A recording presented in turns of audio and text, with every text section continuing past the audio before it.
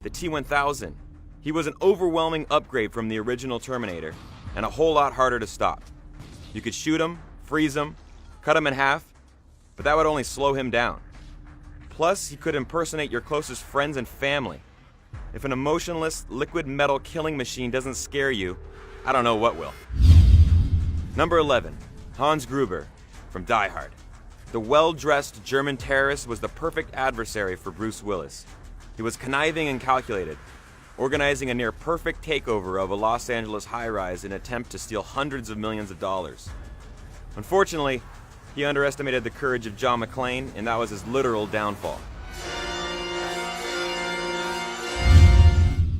At number 10, Patrick Bateman from American Psycho. Part-time Wall Street yuppie and part-time serial killer, he's unreasonably obsessed with his appearance, health, money, and even music collection. He has a penchant for axes, nail guns, and chainsaws. No one is safe in this story, including the homeless, prostitutes, and rival investment bankers. At number 9, Colonel Hans Landa, Inglourious Bastards. Landa used every resource he could to pursue all Jews in hiding in occupied France.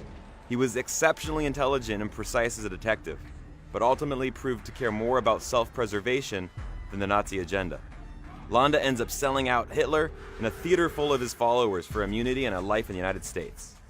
If you want to win the war tonight, we have to make a deal.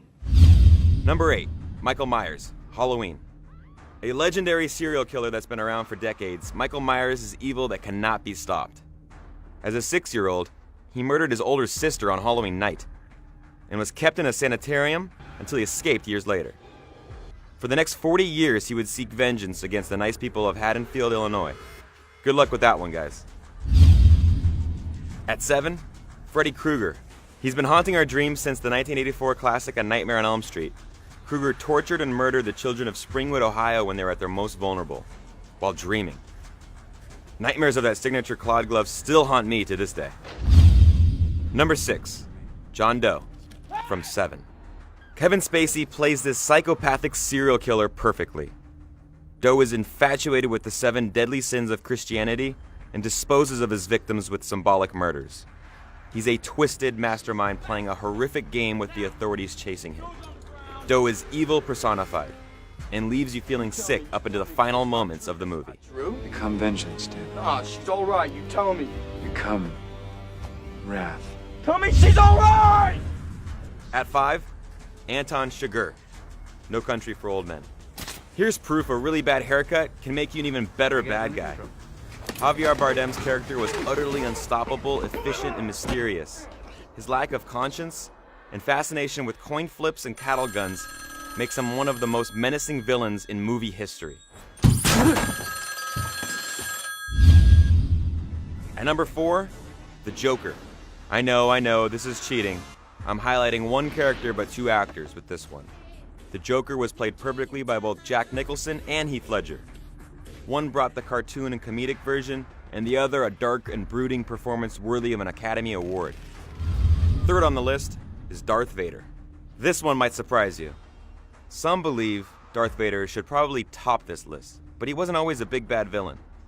Before turning over the dark side, Anakin Skywalker was a highly skilled Jedi in training who lost all of his loved ones. Filled with rage, the Sith Lord and his iconic red lightsaber set out to eradicate the Jedi Order. The runner-up on this list, Hannibal Lecter, an extremely intelligent but mentally ill serial killer. He took enjoyment in eating the flesh of others. Everyone on this list is disgusting, but seriously? Being a former psychiatrist, Hannibal took pleasure in playing games with the authorities, especially when Clarice Starling. I ate his liver with some fava beans and a nice Chianti. And the top spot goes to none other than Emperor Palpatine. The reason? He's the ultimate behind-the-scenes bad guy. The Emperor is also responsible for Darth Vader's rank on this list, so double points for you, Palpatine. He manipulated those with less power, and was responsible for probably billions of lives. He's the ultimate mastermind behind everything evil going on in the Star Wars saga.